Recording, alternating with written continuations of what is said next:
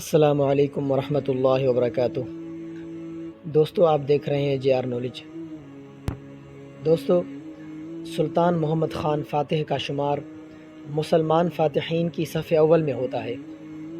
وہ اسلام کا ایک زبردست مجاہد تھا، اور یہی وجہ ہے کہ یورپ کے مورخین نے عام طور پر اس کے دامن عظمت و شہرت کو داغدار کرنے کی کوشش کی ہے، کیونکہ انہوں نے یورپ کے علم کو اپنے سامنے جھکا لیا تھا۔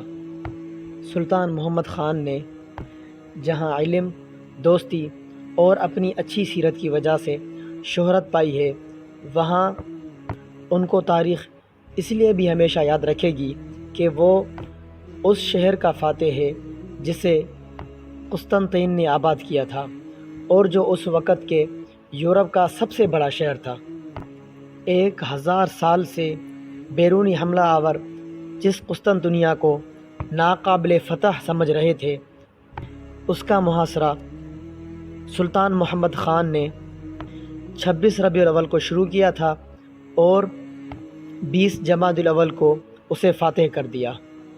آخری حملے کی رات کو ان کی پوری فوج اور خود سلطان محمد خان پوری رات جاگتے رہے اور اللہ رب العالمین کی عبادت کرتے رہے۔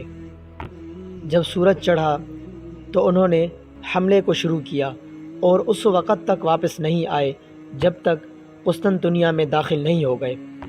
سلطان محمد خان گھوڑے پر سوار ہوئے جب قسطنطنیہ کے سب سے بڑے گرجے کے پاس پہنچے تو انہوں نے سب سے پہلا حکم یہ دیا کہ لوگ اس کے گرجے کی چھت پر چڑھ کر اور آذان دیں۔ جب سلطان محمد خان کی فوج وہاں پر پہنچی اور چھت پر چڑھ کر آذان دینے لگے تو سلطان محمد خان سجدے میں گر پڑے اور اپنے رب کے حضور عرض کیا اور اللہ رب العالمین سے دعا کرنے لگے کہ اے پروردگار، ہم نے یہ بڑا شہر صرف تیری ہی مدد سے حاصل کیا ہے، اور ساری تعریفیں صرف تیرے ہی لیے ہیں، اور تو ہی ہمارا معبود ہے۔ یہ قسطنطنیہ کا وہ واقعہ ہے جس کو تاریخ آج تک بھی یاد کر رہی ہے۔